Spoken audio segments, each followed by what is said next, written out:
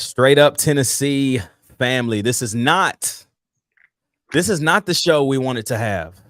This is not the show we thought we would be having on this next day, but Tennessee loses in the swamp again. And you can continue to say history repeats itself. You can continue to say this and that, and Joe Milton's so bad. But guys, let's settle down for a minute. We're gonna have some group therapy, and I got to pull this up already. Dylan Elam's here. Therapy time to gather around the campfire. That is a true statement. And today we're going to whine together. We're going to complain together. We are going to get to the facts together. It's a tough day. It sucks. But what did we learn? I still say that we haven't learned really anything about this team, except that when we play bad, we lose. And when we play good against Virginia, we win. And so it's just, how can we put it all together?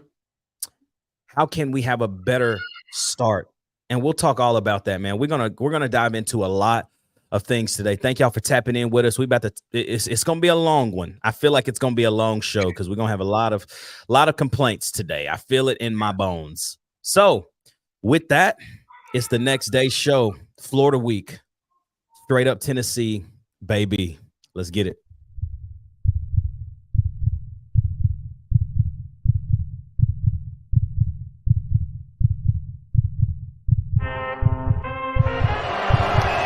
From 40, on the way, a knuckleball. He got it!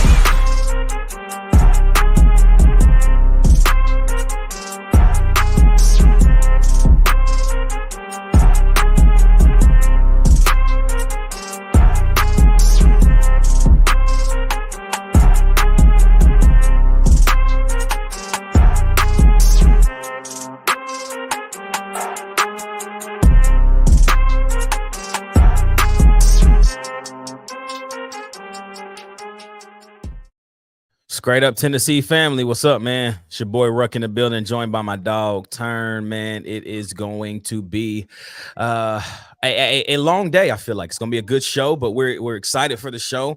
But we're not excited for what we have to talk about today. Tennessee goes down to the swamp and loses last night 29-16. But y'all know it's the top of the show, man. Like, comment, subscribe, join the channel, man. We got everything back set up right now, man. We're looking forward to all the super chats we'll see today and tonight. But then also, man, join the channel. We got 3 levels: gray, white, and orange, man. You just pop on in there. 99 cents. What is that? That's nothing. It's nothing. 99 cents is nothing. Shout out to the boy Dylan Elam in the chat right now, man. He is a member of the channel. Looking like we're gonna have a lot of folks join us tonight, man, as we dive into what was the Tennessee and Florida massacre in the swamp again. Turn. I don't know, man. It hurts. It hurts. It just hurts. And I think today I'm in a much better space. Last night I was just more in shock, like that what happened the way it did. I still don't think I'm in a good place, but we're going to talk about it. We'll calm down. What y'all don't know is this: if y'all have been rocking with us for any minute, I am probably too optimistic about everything, and Turn is optimistic when things are going good and pretty down bad when things are going bad. And so I agree with that. And so like Dylan said, though, it's group therapy tonight, and we're going to have a great show. So shout out to the boy Adrian, man, becomes a new member to the chat. He once was, and now he is again. Shout out to that boy Adrian, man, for becoming a member of the channel. Y'all can do it too, man, as low as 99 cents. What are you doing? Let's hop in this thing and join that straight up Tennessee family. Turn. Man. I'm reading the chat. That's why You're reading the chat. We're going to jump in the chat in just a second, but let's just start it off here. Let's start it off at the top. When Florida got the kick, they had practiced that drive that they had probably 2 times every practice that week. And they executed, and Tennessee's defense got to stop. You get the ball and you put 7 on them. Yeah, and What happens from there till halftime? Like what happened? That's where I started, and I'm confused. What happened? well, I mean, you just said it. You just said it. I mean, Grant Mertz and the Florida Gators, they practice those plays all week, probably whatever. And I believe the same way with Joe Milton. Joe Milton knew exactly what plays we were running. We knew that whole first drive was schemed. And we came out, and we just did the plays that we had practiced all week, and we put it in the end zone like that. And then after you get away from that, it's like we just lost everything. I mean, it was like we just practiced those. What was it? Four plays we scored? 5, 6, 4, 6. I think it was 6. Yeah, I think it was 6. It was 6. Six plays we scored, and they were scripted, and we've ran those, and we ran those all week. Is what it looked like, and we knew what we were doing. Then as soon as those scripted plays are up, yeah, I mean, it looked like we were a dang high school football team. We had no idea what we were doing. And I'm gonna ask you this question. I'm just jumping right into it. Okay. I'm here. I'm listening. How much do you think, when it comes to play calling, how much say do you think Heupel has? Do you think he leaves it up to Joey Halzle, or you think Heupel has the final say? No. If you asked me about Alex Golish, I think that Golish had a lot of pull, and then Heupel was like, "Sure, I trust you. Let's go." With your year one coordinator in Joey Halzle, I'm not sure that he is calling the plays. I think he's telling Josh what he's seeing, and Heupel's making those plays, right? Like that. Yeah, that makes the most sense to me. Can I say this? Can I say something really quickly? I need us to stop saying all we do is throw screen. Bro, all we threw so many screens last year too. Nobody was complaining about it. I'm sorry. Like, that's a fact. We threw the ball we threw screen after screen after screen last year. Like, that's a part of Heupel's offense. So I'm so confused as to why now everybody's like, we throw screens too much. I'm like, it's all we've done. It has been the thing that opened up the pass game in the past. So that's why now I'm very confused as to why people are questioning why we throw the screens so much. Yeah, and I think Josh Heupel's when you sit there and you think about it, like, Josh Heupel is a numbers guy. 100%. He's a numbers guy. And he's going to do what the numbers say. I don't care if we're down 20 points. He's going to do what the numbers say. And that showed last night. When we're running the ball late in the fourth, it's because we had numbers. We had numbers against their D. They were rushing 4, and it's 4 against 5. I mean, we should be able to run the football, and our offensive line could just not do it. And I think that's why we run so many screens, is because we have the numbers. We just can't execute, man. And I don't know. Sitting here talking about the offense, but I mean, we got to learn how to tackle. I think I might go tackle better than our DBs can. We all know what was really, I would say, the biggest disappointment last night, and that was the defense. We were fooled. We were fooled, y'all. We have been fooled. We thought that we got better defensively, and y'all, we are just the same defensive team. We got home to Mertz, once? Mm-hmm. And I think Bryson Eason was on that sack. But past that, it just... I'm going to go ahead. Go ahead, sorry. Shout out to the man, Adrian, right here. He's just become a member of the channel for 2 months. Shout out to you, bro. We always hop on those as soon as we see it. So shout out to you, and thank you, brother, for joining that Straight Up Tennessee family. I didn't want to jump in the chat, but I got to. And I think that's what you was about to do, probably. But I was about to say something about defense, but we can go chat. Go ahead. I'll say it. I've tried. I know he's a good defender. I mean, I'm pushing Ricky Gibson hard. I'm just saying it. They need to put... If Danico's not going to play, because Danico was out. Game time decision. He didn't play at all. Did he travel?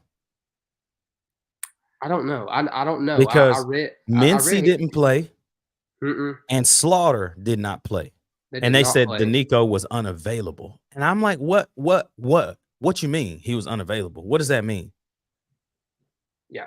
No, I'm with you. Let me talk about this really quick, Tim. Tim says, I felt like the play calling was still vanilla. I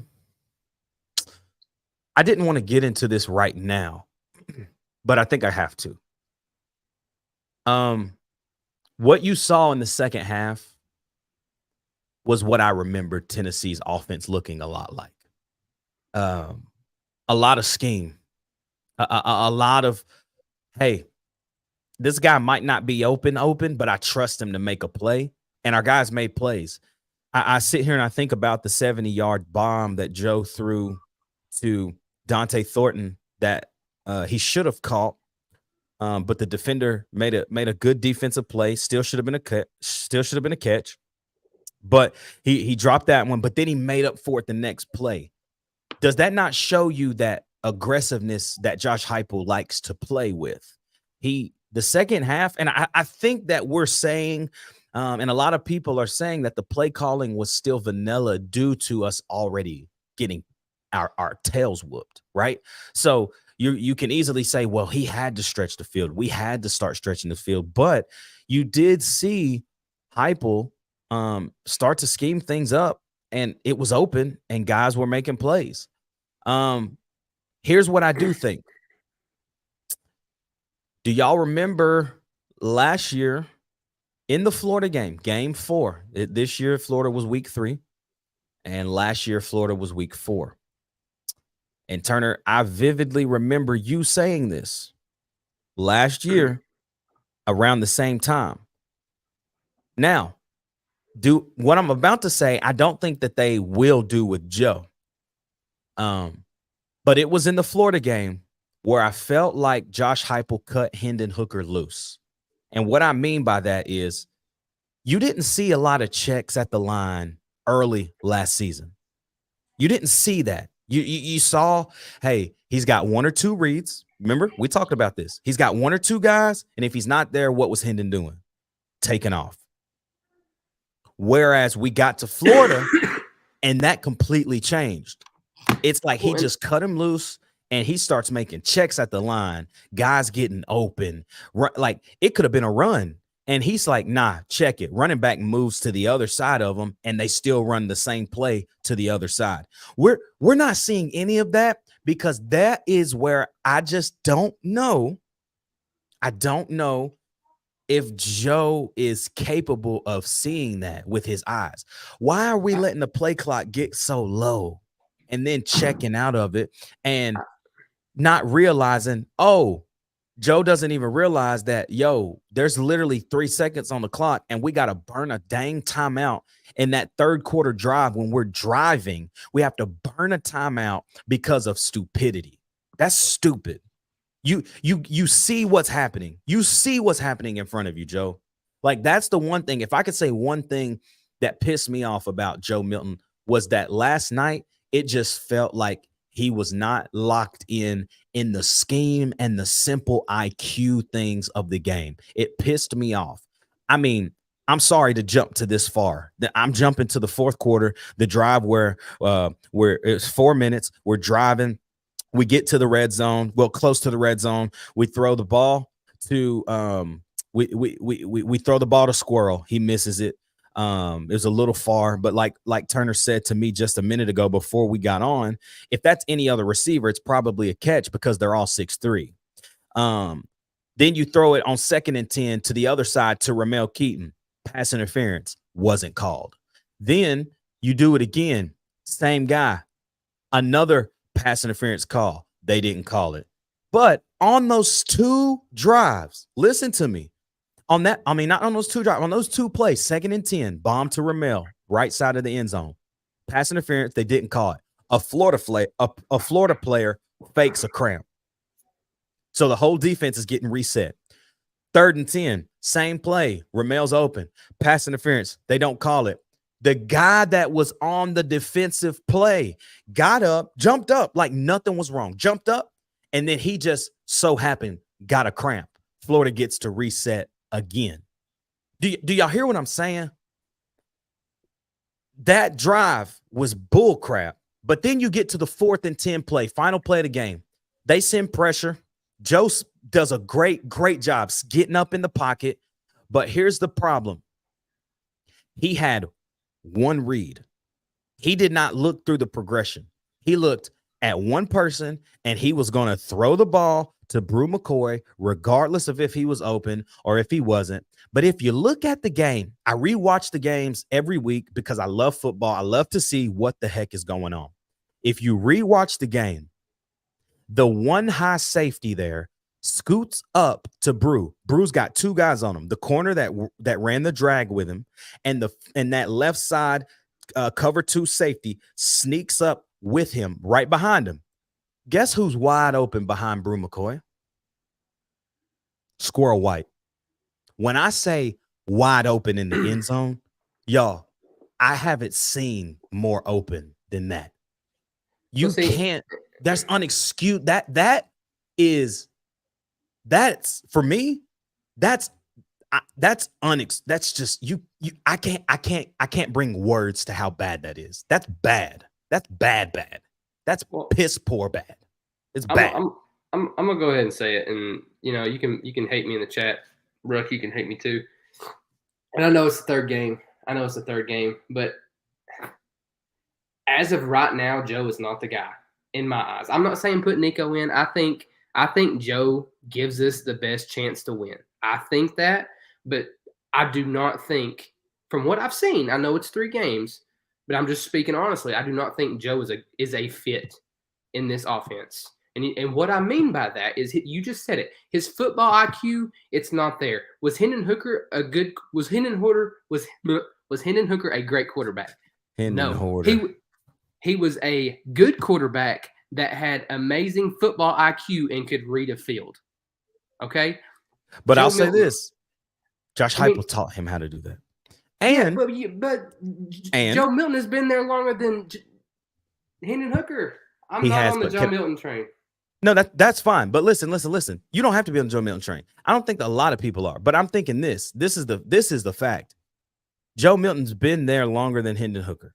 Facts. That was facts. But it really wasn't facts because they both came in the same year. And Hendon Hooker was there for the spring. So that's not true. But the thing about it is Joe was there. He gets injured and he's not playing anymore. Hendon Hooker took over, basically played 2 full years of football under Josh Heupel. And when I say played, not on the team. Being on the team and playing is completely different. I could be on the team, but I ain't learning if I'm not playing. You hear what I'm saying? Yeah, but I mean, I think we're at the point to where it's either Joe shows out or it's nothing. I mean, I get Hendon had 2 years, but Joe don't have another year. Nah, and that's why I'm saying this. And this is my hottest of hottest takes. I hesitate to say that Joe's not the guy because goodness gracious, did you not see what happened in the second half? The second half,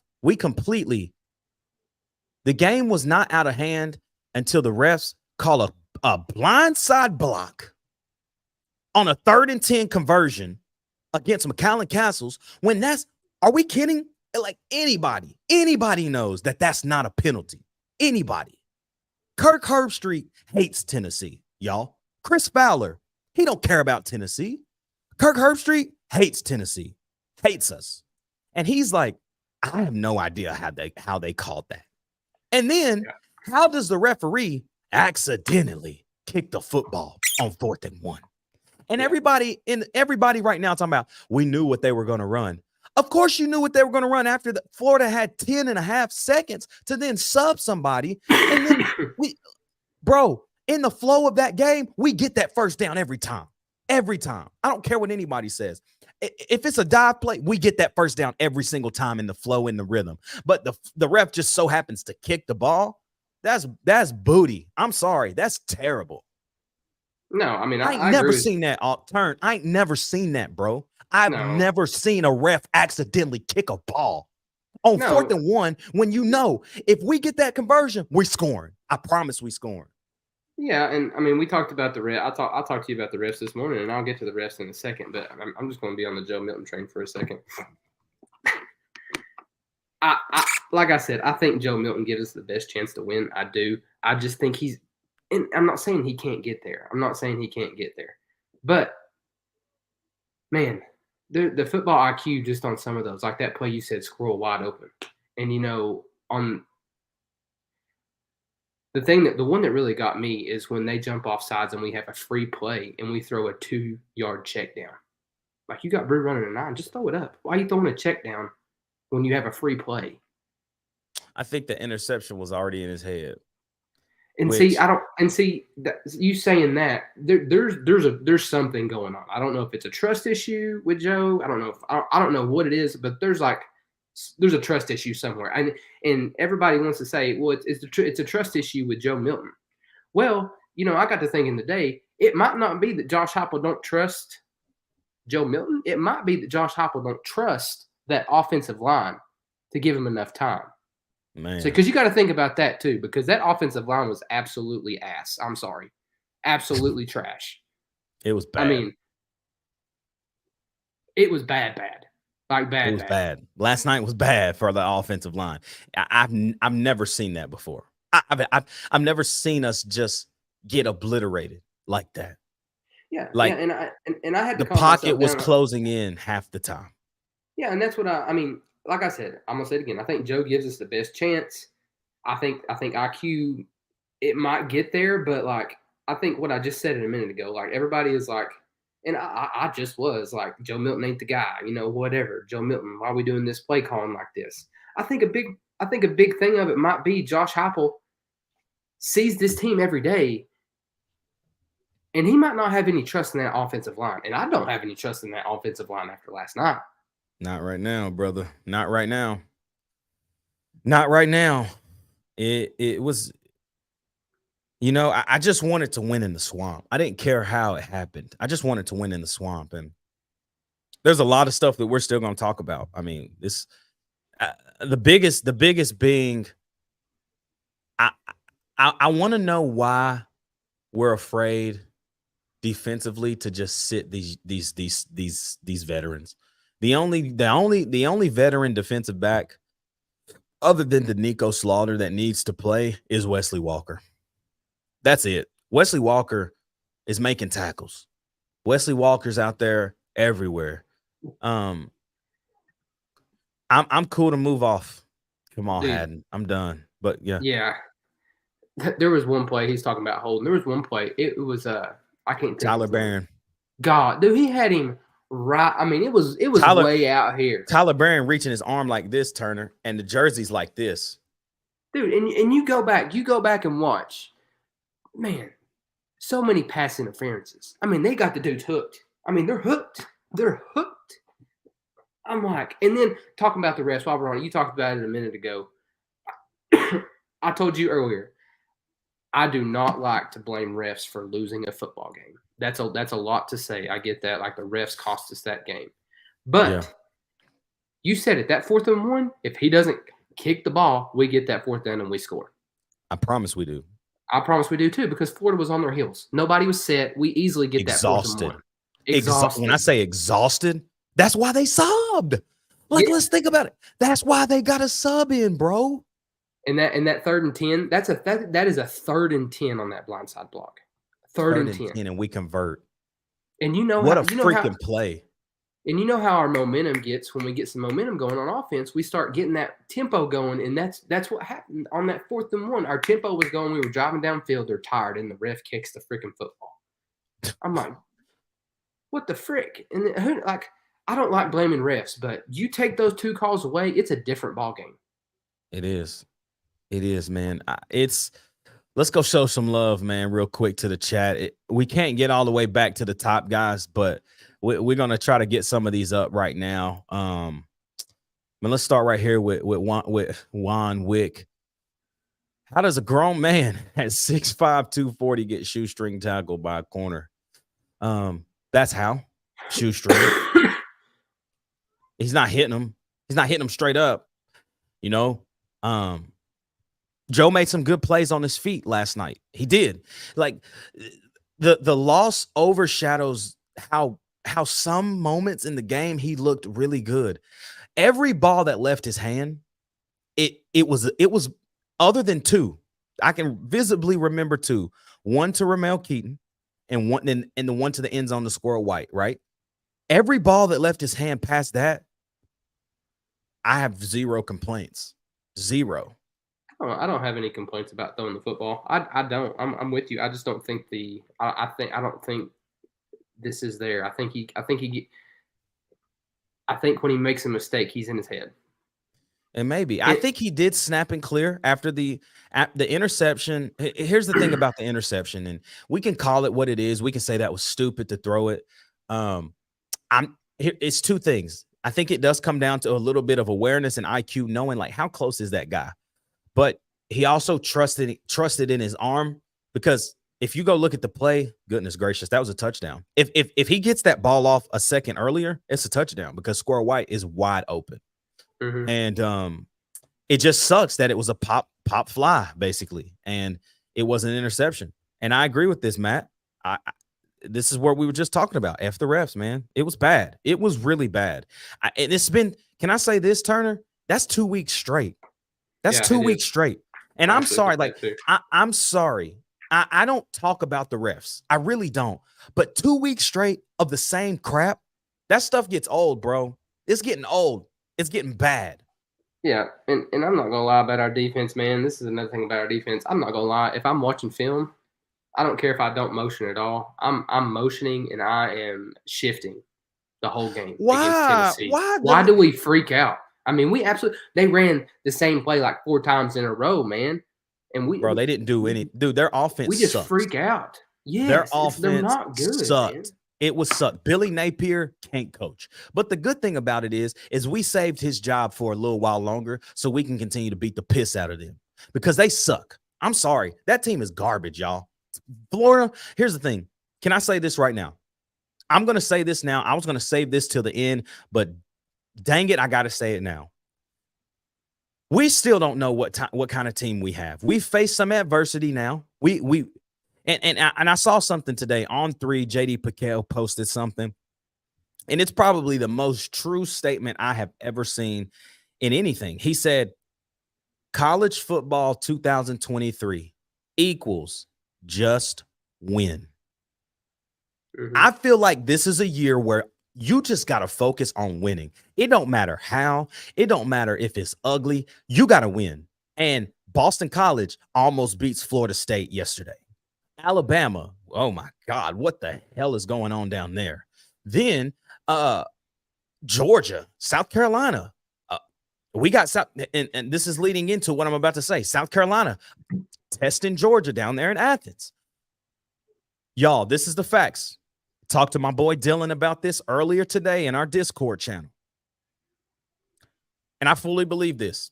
Y'all know me, bro. I am probably the most optimistic. I'm locked in, and I still got a whole lot of belief that, look, y'all, this loss means a little bit more than an ugly win against Austin Peay.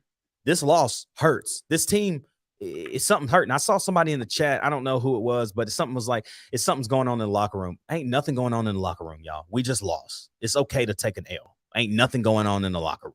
I'm telling you. But if we go to UTSA's quarterback, which we're about to transition. We're going to talk about UTSA tomorrow and who is UTSA. UTSA's quarterback, Harris, he ain't playing. He's got like something wrong with his foot. He didn't play last week. UTSA lost yesterday to Army, 37-29. Okay. They got to, like, Tennessee, this is what you call a bounce back, get out of your butt type game. You go and beat the absolute piss out of them, and you don't care how many points you put up. If it's 80, it's 80. Like, you go and score until you can't score anymore. But that South Carolina game on September 30th, I told Turner this. I told Dylan this. I fully believe this right now. If we lose to South Carolina at home, if we lose to South Carolina, I can't believe I'm saying this because I never say stuff like this, but this is true. If we lose at home to South Carolina, it is in Josh Heupel's hands to say, do you now go and play for a good bowl game? And I say a good bowl game, it's not going to be a New Year's Six bowl. I mean, we might be in the Music City, Birmingham, Outback, Gator, something like that. But at that point, are you playing for a bowl or are you playing for the future? And I'm playing for the future. And Nico has to start after the bye week. That's just me. And that's if you lose. That's if you find a way to lose to South Carolina, who Juice Wells just broke his foot again, the same foot that was broke before the season. He broke it last night on a screen pass that he scored on. He re-broke it. He's got a screw in his foot, and it re-broke. He might play in 2 weeks. He might not. But Spencer Rattler looks awful scary right now. And if they come into Knoxville and beat us, it's going to be time to think about that. Do you play for now or do you play for the future? And a bye week couldn't be in a better spot to figure out what we want to do moving forward. And I repeat this. Nico is definitely the future. But calling for him right now, in my mind, it really doesn't make sense. But if you lose to South Carolina at home, it starts to kind of make you wonder, do you play for the future? Because at that point, this year is a wash. It's a wash if you lose to South Carolina at home. Yeah, I mean, yeah, it is. It is. Check out. I'm not saying check out, but it is a loss. It is a loss if we lose to South Carolina. And I'm not gonna lie, man. I almost come out that UTSA game, and I played Joe first half and Nico the whole second half. Just because? Just because. I mean, the way the season's going. I mean, Joe. I mean, I don't want to say Joe ain't proved. Go ahead. You talking about Joe? Can I bring this up? And you and I kind of talked about this a little bit. Tim says Joe don't run our offense with the same speed as Hooker did. Joe processes slower. My personal opinion. I'm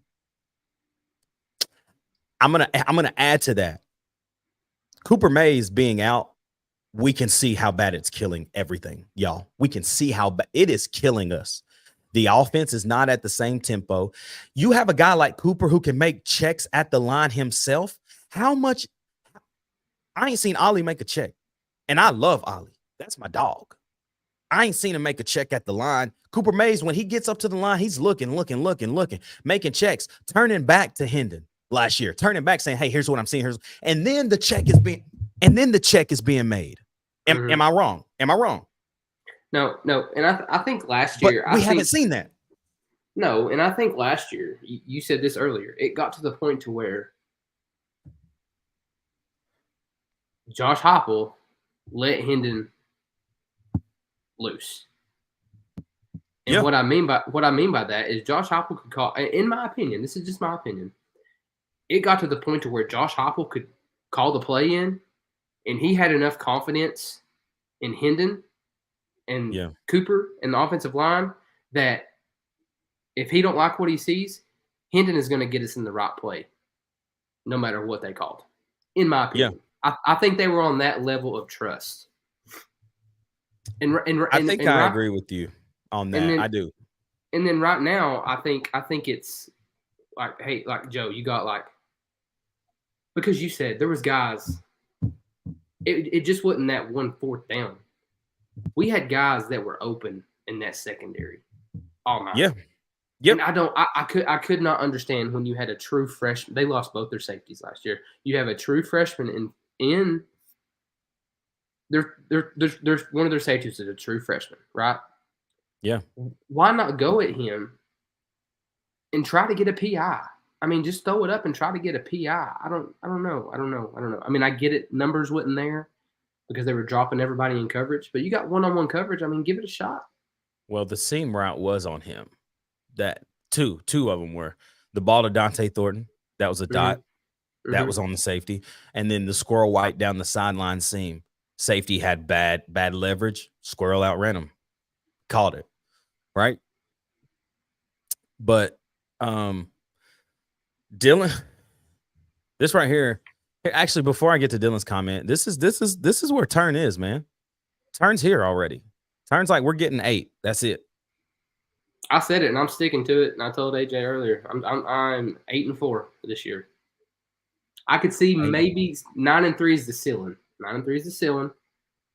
But I think it's 8-4. I think we might lose. I hate to say this. I really do. But if we do not improve and change something, we will lose to South Carolina if we keep playing like the way we're playing. We might. Dylan says this right here. Joe's on a short leash after this week. That seat's getting hotter and hotter. Y'all, can we say this really quickly? I've been trying to think about how to say this and it make sense to everybody. If our offensive line plays like the way we play, the only thing that's going to help our offense is getting like a Lamar Jackson back there who can just run. Right.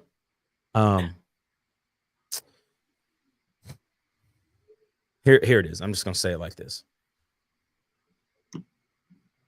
Joe Milton is not the whole problem. Is he a part of the problem right now? Yeah. But there's a whole lot of things wrong up front that cause me to feel like Joe is not as much of the problem. What I mean is some of the IQ and the brain stuff, it's not there. It's just not there. But there's also a lot of plays that were developing that we couldn't allow to develop. So we have to check it, or we have to then just get out of it. Because I do think what you said earlier, Josh Heupel may not trust the offensive line enough to watch these routes develop. But here's the other thing. I don't want us as fans, reminder, we are fans too, not the media. We don't do this. None of that. It's just two dudes love Tennessee, and we getting on here upset, hurt, just like everybody in the chat. But this is therapeutic. Can I tell you, talking about it, I feel better already. I can't lie to you. I feel much better. But Hendon Hooker was special. Yeah. Jalen Hyatt was special. Cedric Tillman was special. We don't realize how much they brought to that offense. Can we just say that it was literally Hooker and Jalen all year? Like, Ramel made some flashes. Brew had some flashes. But I think right now we do not have a number one receiver. And that is more cause of concern. We knew from the first game and the first play offensively of the 2022 season who was going to be Hooker's guy. It was Jalen Hyatt. The first play of the game against Ball State. He didn't go to Cedric Tillman. He went to Jalen Hyatt. And they were locked the whole time. And losing Alex Golish was bigger than we thought. And I'm going to leave that at that point. Yeah, I mean, look at that. He just look said at it. that. I agree. I think losing the OC has hurt us more than anything. 100%. 100%. And David, I see you right here, David. The play calling set us up for defeat. If we can't just throw enough to throw it deeper more frequently, we're in trouble. Me and Turner talked about this last year in the offseason. We said, how many deep balls does Josh Heupel allow Joe Milton to throw? And I said, I think it's got to be 5 to 7 a game. And right now we're seeing about 2 to 5. Because here's my thing about it with the deep balls, man. I get it. Numbers ain't there. Like, I get it. They're dropping more in coverage. I get that. But your running game is not going to succeed if you're just throwing screens, because then you could bring everybody up. You got to keep the defense guessing, and we're not doing that, in my opinion. Like we're either going to throw a screen, a deep ball, or we're going to run the football. I mean, and the deep ball is very rare, in my opinion. And I think it's one of those things where, like, I don't know, man. I think it's a trust thing. I really do. I think it's a trust thing, because at the end, when we didn't have an option but to let Joe loose, maybe that's what we just need to do. I mean, maybe we just Cut need to him let loose. and be like, hey Joe, like this is the play. Find somebody open. Like do your thing. And maybe that's what we need. Maybe we just need to be like, hey Joe, go do your thing. And That's what Heupel did with Hendon. yeah. That's what he did with Hendon. Look at the boy David. Shout out to that man, David, becoming a new member of the channel. Thank you, David. We appreciate that love, man, and the support. Hit us on our Instagram at Straight Up Tennessee. We'll send you our Discord link, man. You could jump in the Discord with us where we rant, and there's a lot of complaints in there right now. So, yeah. I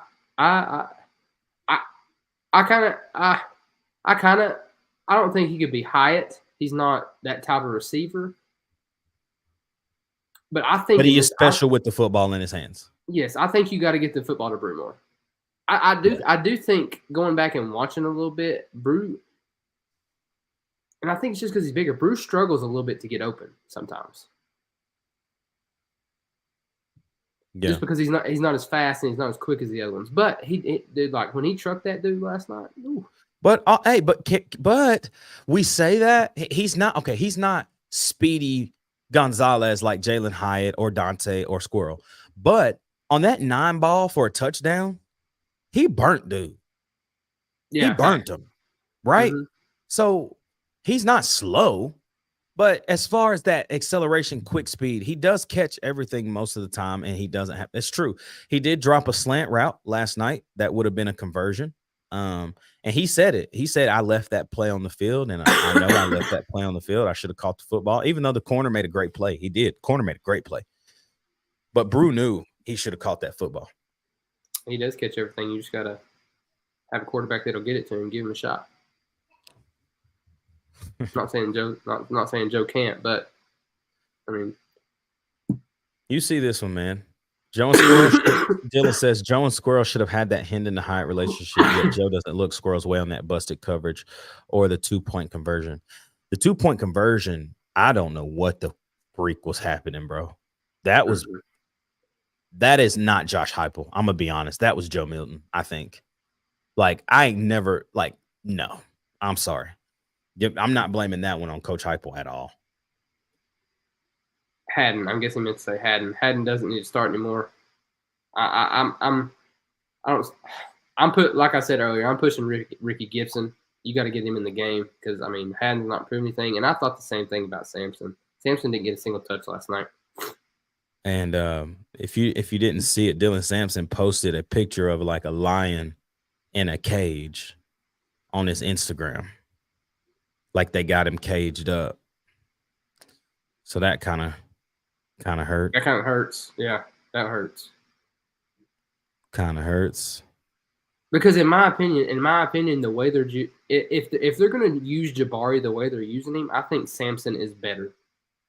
Yeah. If you're going to like because the way they're using Jabari, they're using Jabari a lot like as a kind of like a Kamara like back. And if you're going to do that with Jabari is not that type of back. He's your run between the tackles back, going to get you 4 or 5 yards, run hard. He's not a pass back. I mean, if you're gonna do that with Jabari, I think you're gonna be better with Sampson because Sampson's gonna make something happen.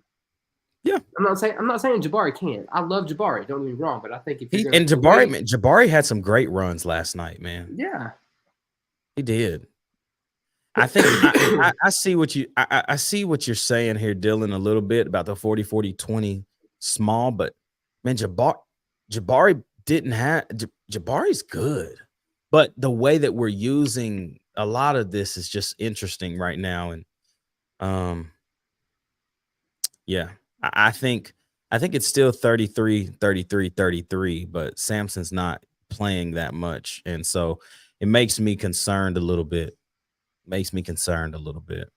For sure. Yeah, it does me too.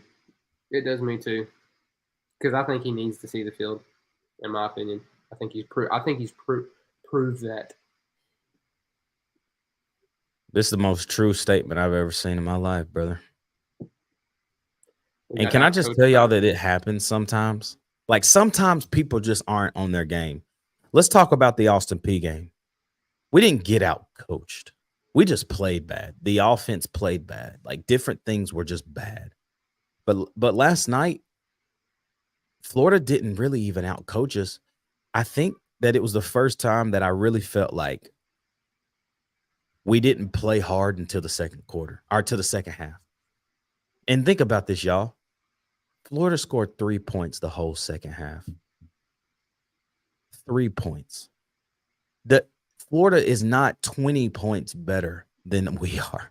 They just happened to score 20 unanswered in that second quarter, and it really just screwed us. It screwed us for the rest of the game. You know what it felt like, Turner? That loss, the way we lost, felt like Georgia last year. It was one of those where they got up, like we started the game off, but at Georgia, we just didn't even start the game off well. But this game, we start off well, and then they just took over. You know what I'm saying? Yeah. They just took over. My personal opinion, I don't think Haddon plays against UTSA because of what happened at the end of the game, in my opinion. Yeah. The boy Brent, dude, we're just like you, bro. It's good to come on here and see the frustration and not only your voices, but your faces, because I feel the exact same way. We're fans, man. We all love this team, and we are all realizing that we're just not executing at a high level, and something has to change. Turner has said it. Something has to change, man. And it's not, to me, it's not Joe Milton right now. Like it's everything. It's everything. Everything. Offensive line, Cooper Mays. Yo, we need you, bruh. And going back to what I didn't even really get to finish my thought about Cooper. And because somebody earlier, I can't remember who it was, they were saying the offense looks a little slower. Yeah, it does, because Cooper Mays isn't running it. Like, there's no command. Like when Jalen, like, think about this too, man. I'm seeing Jalen Wright get a carry. He gets 8 yards and then he's laying on the ground. Like he ain't even getting up fast. What is that? You know, that's not even characteristic. Yeah, man. And we this is a team, man. I mean, it's a team effort, and the team all around just played bad, man. You can't start behind the sticks. I mean, he was killed last night too, man. I mean, golly, bro. I mean, how many pre-snap penalties we have? Well, I can just read this to you because this is piss poor, buddy. I read it all. I kept it all because I need this in my life. Last night, Tennessee was 8 of 15 on third down, 0 of 3 on fourth down. Turner, can you believe this? Tennessee had more yards than Florida. We had more yards. We had more yards. We had more passing yards. Obviously, it didn't even feel like we ran the ball for 100 yards, but we did. Joe was 8 yards a pass. Mertz was 6 yards. Like, the numbers are so freaking deceiving. So freaking deceiving. Dude. And we had 10 penalties for 79 yards. Yeah. Yeah. Florida had 5 for 30. Yeah, Florida. Here's the biggest one right here. Florida was 7 on third down. In the second quarter, but they were 7 of 14 as the game moved on. Mm-hmm. We had the ball for 22 minutes and 42 seconds. Florida had the ball for 37 minutes and 18 seconds. Tennessee had 11 snaps in the middle of the second quarter. We only had the ball 11 snaps. Yeah. That's bad. We got to score, bro. That was the difference. Last year, that was the same numbers, Turn. Let's be honest. Those numbers were the same, but we were scoring. And we got to score, man. We got to score. I was just really confused too, man, honestly, like going into like why did we – I don't know, man. Just the offensive identity changed so much from the first 2 games to that game. We didn't run the football hardly that first half. Hardly. Yeah, I think we got out of our game plan because we were behind. They felt like they had to just start throwing the football more. And still, we still didn't throw the ball much. I mean, it was 34 attempts. Joe's had 30 attempts, 31 attempts, and now 34. So it's increased every game. Yeah, and I mean, at this point, when it comes to Joe Milton, I think as a I don't know, just as I'm talking like as a Tennessee fan, like whatever's happening right now is not working. So what we don't have anything to lose. I mean, let him loose. I mean, if he throws 4 picks, he throws 4 picks. He might throw 4 picks, but throw 8 touchdowns. I mean, you know what I mean? Yeah. I mean, it reminds me of who was it Jackson Dart, or who was there before Jackson Dart? No, it was God, what's his?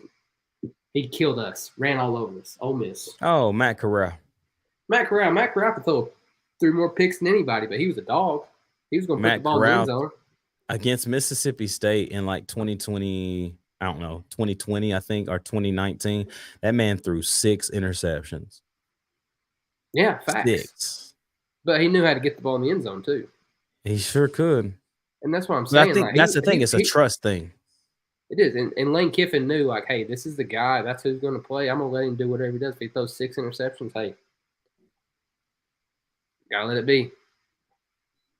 I hear it, man. Everybody is out on Joe. And this is Vol fans, man. This is how we are. It's always the quarterback's fault. It's forever going to be the quarterback's fault. And I just can't agree that it's always the QB's fault. There's a lot of stuff that plays into it. Is he playing bad? Yeah, he needs to play better.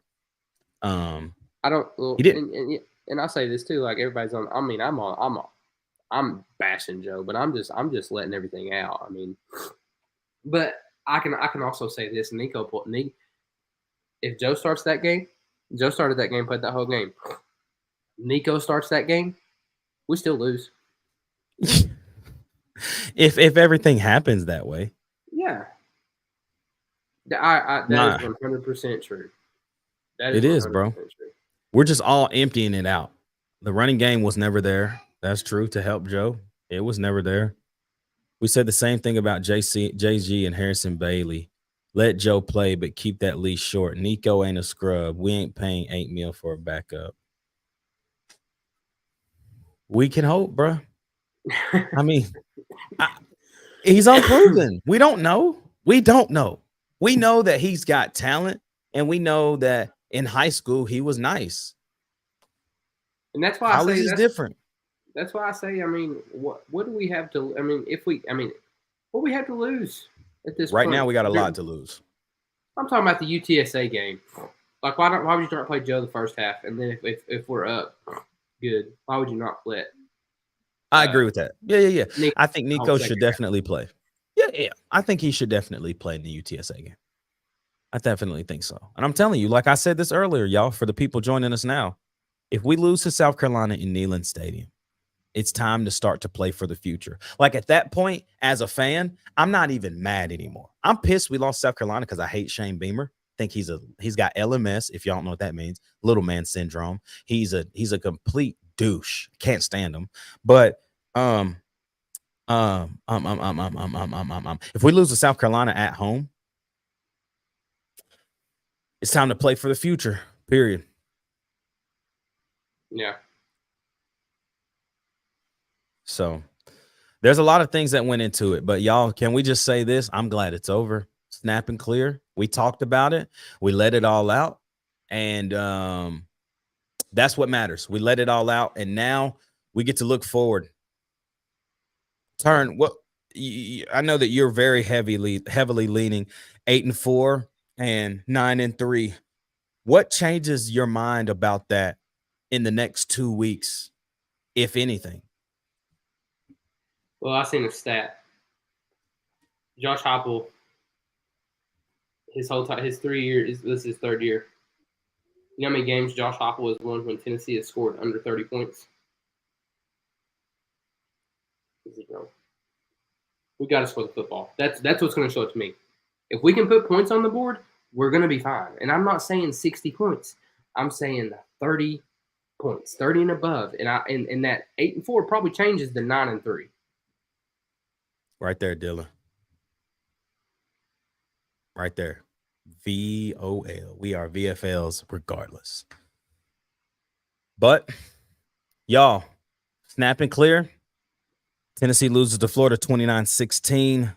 They're in the swamp. Tennessee gets back-to-back home games now. UTSA, 4 p.m. Has that South Carolina time dropped? What I'm hearing is a noon game so far. I'm hearing a noon game from multiple sources. I'm not sure if that's true, but I'm hearing it's going to be a noon game so far. It hasn't dropped yet. What we drop in the AP? 19? Oh, you haven't seen it? 21? 23. 23. We dropped 12 spots, and Florida got in at 25. They love Florida, bro. Media loves Florida because it's always Florida. has. Always have and always will. But forget the AP poll. None of that crap matters. Play better, and we'll see what happens. Because can I tell y'all something? After all this bull crap, we're all upset. We're all pissed. We're all sad.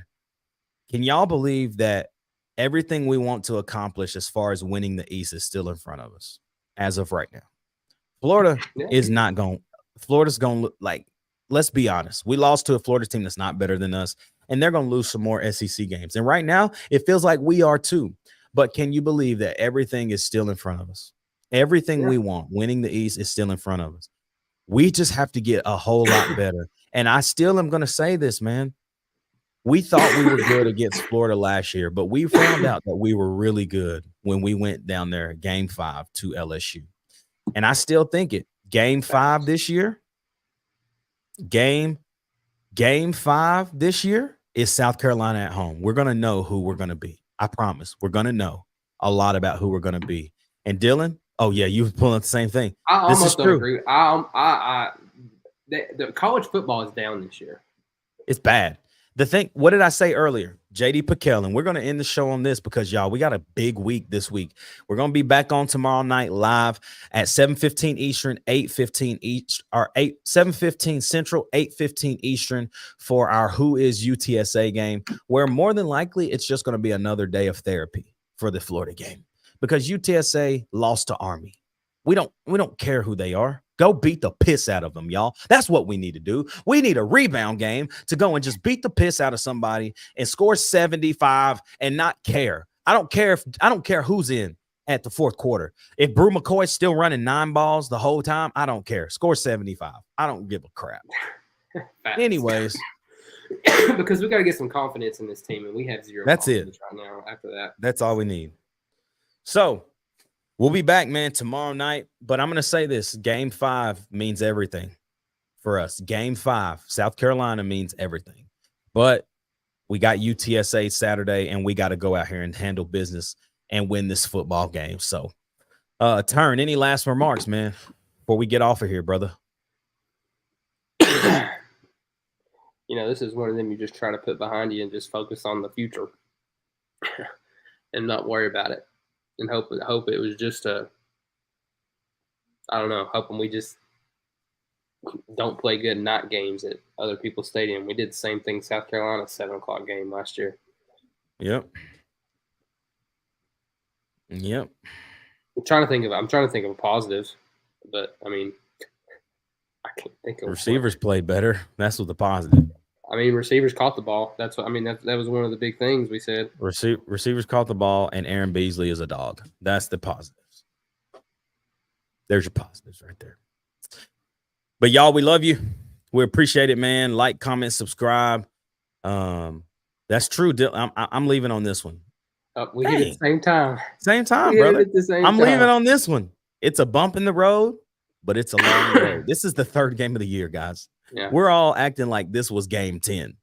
It's a long season. I will be in Neyland Stadium on Saturday, losing my mind, watching Tennessee play the UTSA, whatever they are.